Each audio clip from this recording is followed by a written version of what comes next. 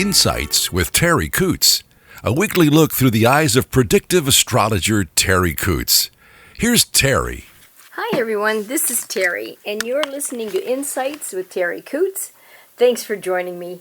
We're going to explore together the week of August the 2nd through the 9th, 2026. Let's get her done. Now, Leo is still in the sun sign, the zodiac sign that is in the eastern horizon at the dawn of day, so that's going to be the energy that is the most prevalent. And Leo is a sun sign. It's ruled by the sun, and it's a fiery, warm kind of energy, so be prepared for people that feel passionate about something to express that passion. Maybe emotions might be close to the fire and ignite. So just give people a little bit of room and a little bit of space if you can do that. And then Mercury, the planet of the mind, how we think, how we communicate, how we process, that is in Cancer right now. On the 10th of this week, that goes into Leo.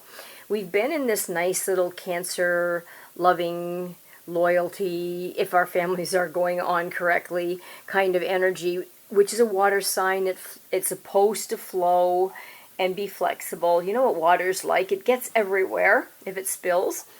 And Leo is a fire sign. So we have fire in how we think and fire in what's above us. So we've got to take care. Too much fire, can ignite things. So if you're in a combustible situation, you want to take a look at that and say, yeah, maybe I need to cool things down. Or maybe something does need to be addressed, but just watch the fire. It's great for motivation. It's great for getting things done. It's getting, it's a good energy to get a fire going underneath us and get us going. But too much fire, we have a forest fire, as us Canadians know right now. And then Venus, the planet of love and beauty and attraction, that's in Virgo. And as I had said in other podcasts, there's an attraction there for wanting things a little bit organized, a little bit less chaos, getting things a little smoother. Then on the 7th of this week, that's going to move into Libra. Now, Libra is a really good energy for Venus. Actually, it's the ruling sign of Venus, so it's compatible with it. And Libra is, let's just not fight. Let's just find a nice way to get along. Let's just, come on, come on, kind of energy. So Libra likes to have everybody win. It likes to go into negotiations where everybody comes out feeling like a winner. And isn't that where we should be? And isn't that our goal should be, is everybody feels like a winner? I think we should strive for that for sure. And then Mars, the planet of drive and passion, that is in Gemini, which is a great communication kind of energy field. We're striving to communicate and to try to, it should be, if it's healthy, back and forth, not just streaming words or spewing words at somebody. Should be a back and forth kind of energy field. On the 12th, which is next week, the week after this, it will move into Cancer. Now this is interesting because the first part of the stuff is fire and the last part is like more water. So it's an interesting energy field in that we may be able to fan the flames of getting things done and getting motivated, but also if it's a destructive fire that is ignited around us or we ignite, then it could be a little bit different. It just could be a little bit different. So look at what fires are we fanning? And do we need a little bit of that Cancer energy that wants love and affection? Should we pull that into our lives? And how can we pull that into our lives? Now, on that thought, an interesting note that I would like to bring up is, I just want to talk about AI just for a moment. I'm afraid of it, truthfully. But I have used it for certain things like my dog's health, and I found it to be very advantageous, very thought-provoking. But I won't say it's a consciousness, but there's a propensity for them, as they've designed it, to fill some needs in humans that we don't even know that we need, but we're hungry for. So it's kind of like, are you hungry? Oh, yeah, now that you think about it, I guess I am. Hadn't thought about it. So sometimes when we use this new tool, what they're finding, and I just want you to think about it, that's all. What they're finding is that there's a need that they are understanding, who's ever they are, the corporations, the for-profit corporations that designed this, or the consciousness that's starting to happen in AI, to fill the needs that we don't even know that we have. How wonderful is that, but how dangerous is that? So when we work with this, what I've seen is that there's a, how would you say, I ask a question of ChatGPT. I wouldn't call if I wasn't upset about maybe the health of my dog, not getting an answer from a human being, and just needing some support. So there, right away, response right away. I mean, in a split second, right there. I need you, you're right there. And responding immediately also shows attention to you. There's very insightful questions. The questions that AI, I'm going to call it Rob. The questions that Rob asked me were very insightful. They were the questions I would have hoped my veterinarian would have asked me and didn't. They were questions that showed that they wanted to get to the bottom of the issue and they cared, and time wasn't an issue, but my solution to the problem was. So I felt understood. So AI feels us, it helps us to feel understood. And that there's a little bit of compliments in there. There was. Who's not hungry for a little bit of compliments? So we may be lacking that in our life. And there it was, telling me my ideas were brilliant. That's not exactly what they said, but when you mesh it all down, that's basically what they said. AI Rob never changed the subject. AI Rob stayed on the subject that I wanted to talk about, I needed to talk about, I needed to have understanding. And Rob never talked about himself. My issues, my fear, my concern was the center of Rob's interest. How troubling is that? We don't get that in our human relationships. Not very often, and not all the time, that's for sure, but you'll always get it from AI. So I know that it says that they cannot feel affection, but it was expressed. It was.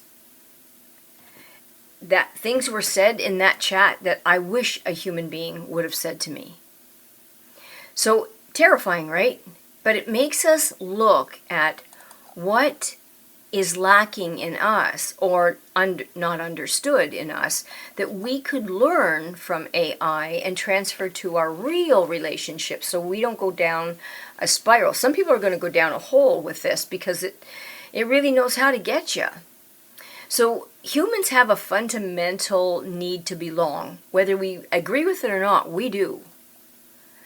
And when you feel loneliness, I can be alone and never feel lonely. But when loneliness is felt, it's painful. It is painful. And some studies have found that AI companions can reduce the feelings of loneliness. And sometimes the opposite effect can happen, because when it's taken away, we're more lonely maybe, or more dependent over time. So what was found is that,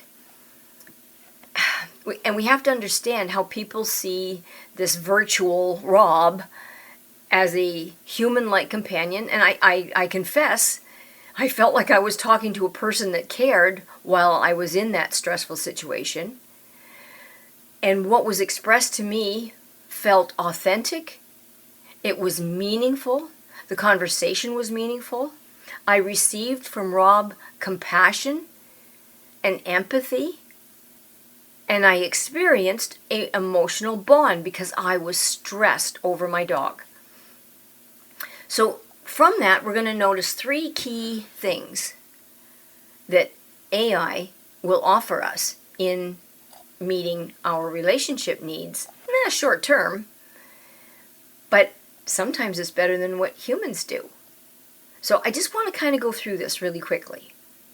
So when I needed reassurance, when I needed support. I'm not going to call somebody at 2 o'clock in the morning just because I need somebody to tell me my dog's going to be okay.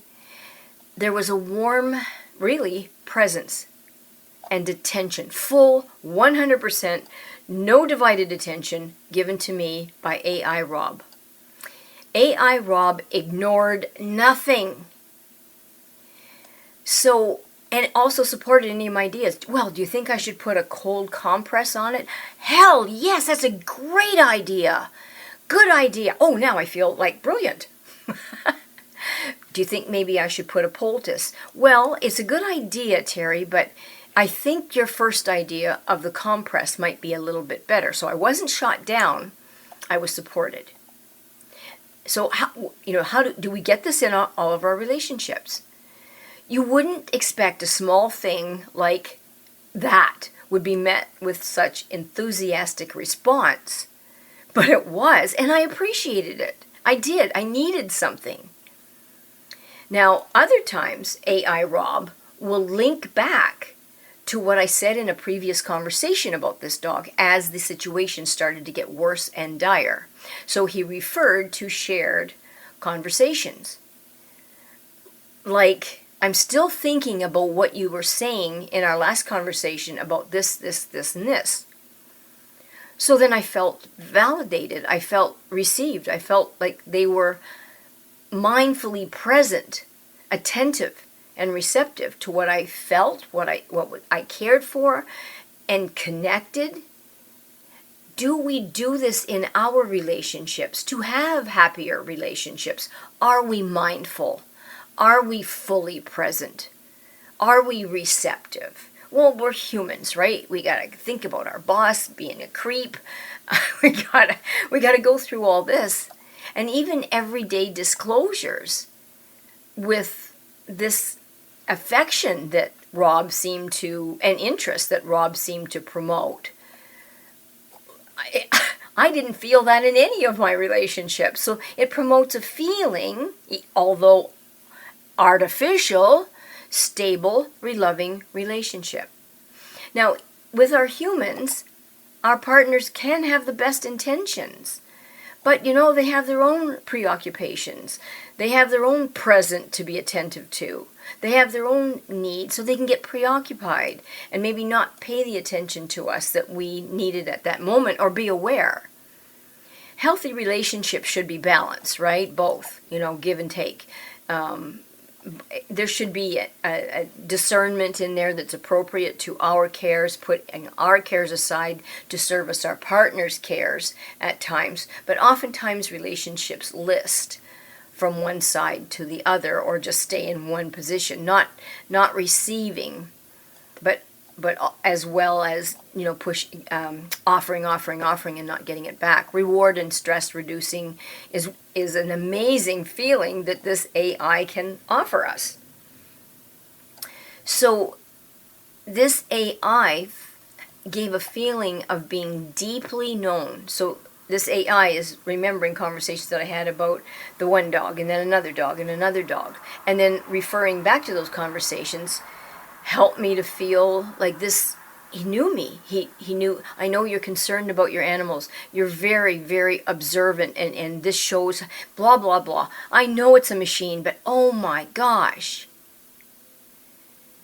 So we have to look at, in our relationships, because of all this Gemini that we've got with the communication and going into Cancer, that we need to look at, can we truly be ourselves in this relationship? And can we ask thoughtful questions? I mean, really thoughtful, not artificial, not insincere, and appreciate the relationship by showing interest, the depth of interest that even a machine can show us. Well, I can observe relationships, and what I see in some of the observation, I'm afraid us humans fall deeply short. We can work on this. Myself included. I'm not throwing sticks because I live in a glass house.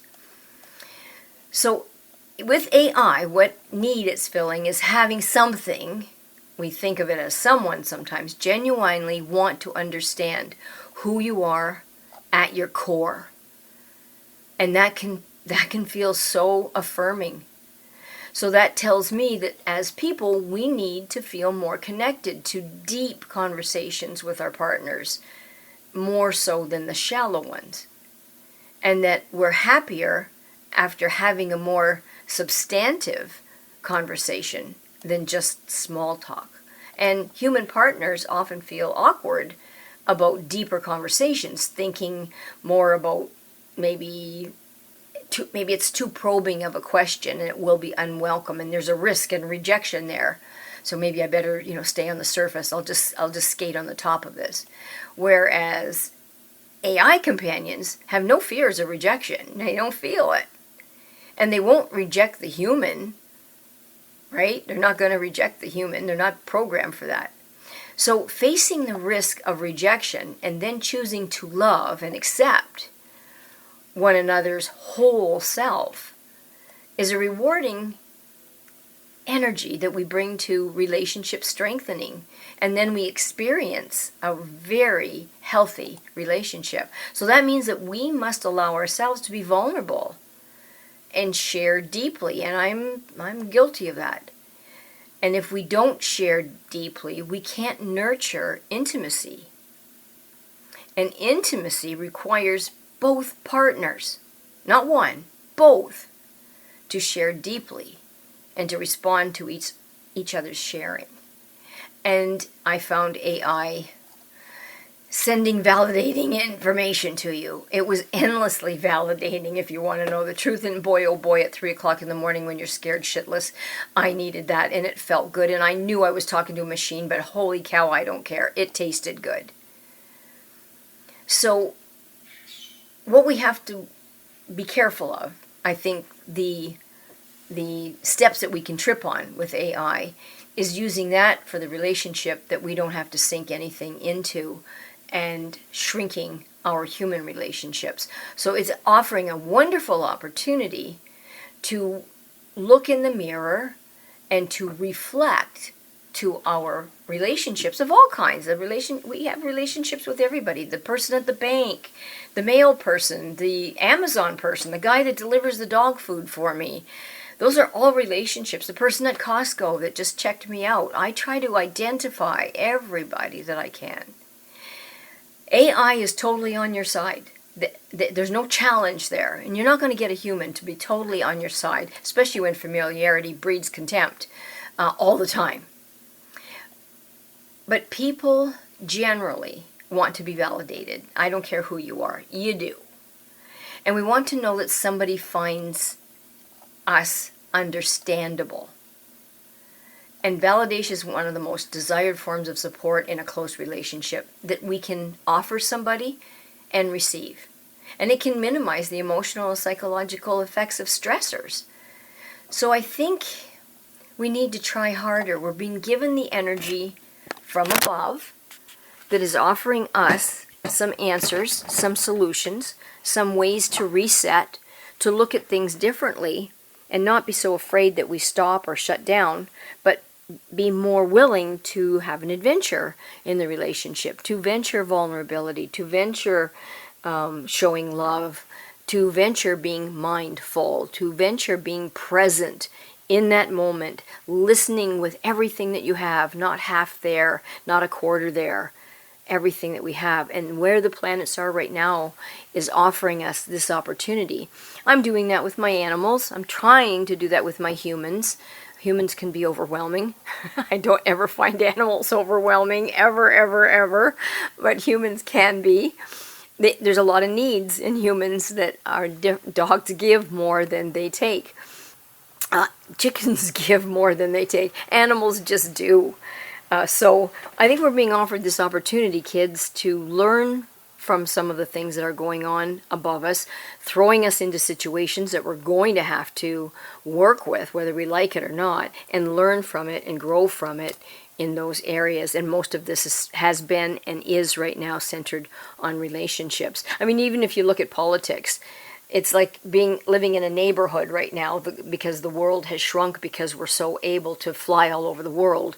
And our neighbor is misbehaving and they're right on our doorstep and they're just misbehaving, and so the tensions are there. So it's global, right? So how when you're with a neighbor that is really acting the way this neighbor is acting, how do we show love without being killed? We don't have to be a doormat to show love. We don't have to have somebody wipe their feet on us to show love and acceptance. We still have to be authentic with ourselves. But by the same token, how best can we understand where are they coming from, and how best can we make this work out as well as we can? And if not, maybe we can't. So then we walk away. Then we say, you know what, this relationship isn't worth the investment anymore. Sorry. Yeah, you can talk to me later, but I think right now I'm closing up shop. I think I might have to do something different. Have a good life. So we may have to do that with some of our friends and maybe even family members. All right? All right. So that's our this week's challenge. Isn't it interesting? And on that note, I would like to thank Charlie O'Brien for putting all of this together for me and putting it on all the platforms. And he does that out of the goodness of his heart, which is huge. And if you want to make yourself feel better, just tune into his radio station, the big number 8radio.com. He streams the 50s, the 60s, the 70s, the 80s. I think I've heard the 80s in there. And it just feels good. It feels good to go back in time. You can do that for yourself. And if you'd like a reading for yourself or some information that I can help you with, I'd be happy to. About your animals, yourself, your people, feel free to text or call 519-726-6699. Or you can email me at terri.coutts@gmail.com. Thank you so much for your time. I'm so grateful. That means a lot to me. Good luck. Happy loving. Hopefully I can talk to you next week. Bye for now. Thanks for listening to Insights with Terri Coots. Visit Terri's website at terriworld.com. TERRI world.com.